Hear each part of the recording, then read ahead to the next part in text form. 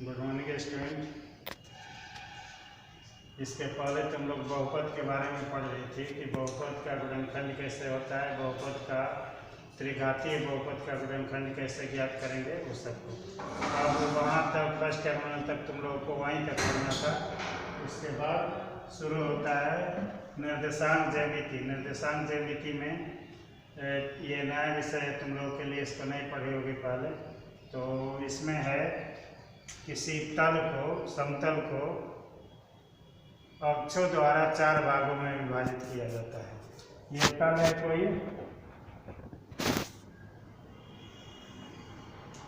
वो ये x हुआ -x, ऊपर y, नीचे -1। तो ये किसी तल को 4 भाग में विभाजित करता है। इस तल को कार्तीय तल कहा जाता है, कार्तीय तल। और इस विधि में किसी स्थान को निरूपित करने के लिए जिस पद्धति का प्रयोग किया जाता है उसको कहा जाता है कार्तीय पद्धति। माने तल को 2 अक्ष द्वारा 4 भाग में विभाजित किया जाता है। तो 4 भाग में प्रथम भाग ये हुआ, इसको प्रथम चतुर्थांश कहा जाता है,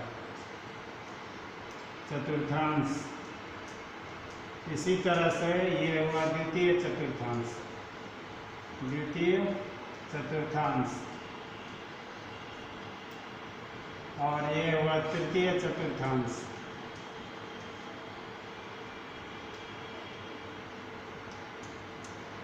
और ये हुआ चतुर्थ चतुर्थांश।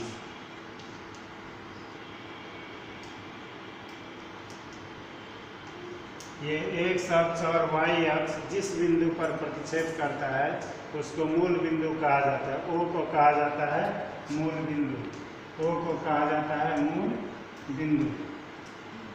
चतुर्थांश 4 होते हैं। अब ये जो x अक्ष है ये y अक्ष को 2 भाग में बांटता है और y अक्ष x अक्ष को 2 भाग में बांटता है।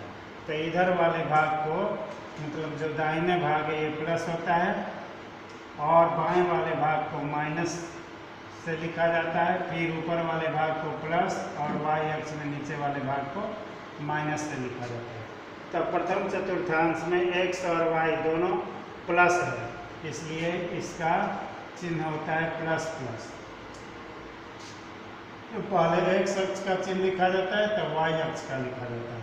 द्वितीय चतुर्थांश में x माइनस और y प्लस है तो माइनस प्लस होता है। तृतीय चतुर्थांश में दोनों माइनस है, इसलिए इसका चिन्ह माइनस माइनस होता है।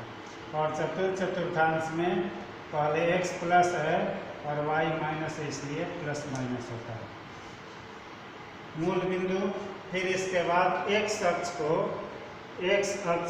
भुज कहा जाता है और y अक्ष को कोटि कहते हैं। x अक्ष को भुज और y अक्ष को कोटि कहते हैं, कोटि कहा जाता है। इस तरह से किसी भी तल को 4 भाग में जो विभाजित करता है उसको चतुर्थांश कहते हैं।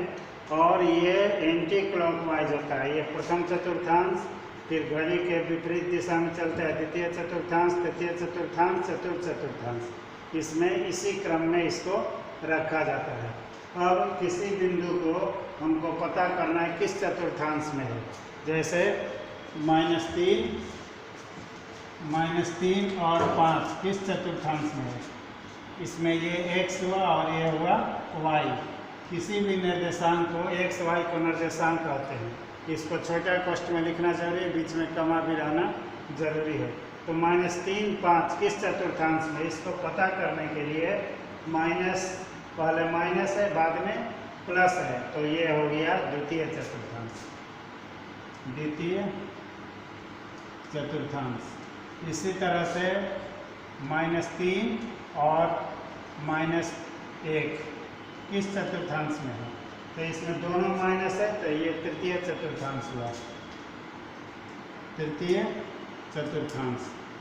0 और 5 किस चतुर्थांश में है, तो जिसमें 0 होगा, 0 और 5 माने x अक्ष पर 0 है और y अक्ष पर 5 है, तो ये किसी चतुर्थांश में नहीं होगा,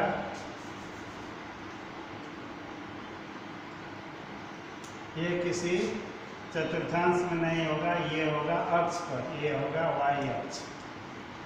इसी तरह से -2 और 0, -2 0, तो -2 इधर होगा और 0 y अक्ष पर कुछ नहीं है, तो ये हो गया x अक्ष, x अक्ष, ये x अक्ष पर होगा। इसी तरह से 0 0 क्या होगा, मूल बिंदु।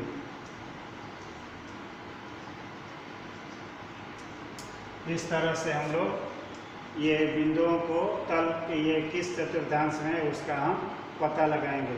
इसमें तुम लोग को जो बिंदु देते हैं इसका चतुर्थांश बताएं, चतुर्थांश बताएं। ये पहला है -2 8, दूसरा -1 -3, तीसरा 4 -7, चौथा 0 और -5, पांचवा 5 0, छठा -1 -1, सातवां 2 और 4। ये सबको किस चतुर्थांश में, इसको तुम लोग लिख करके बना लेना।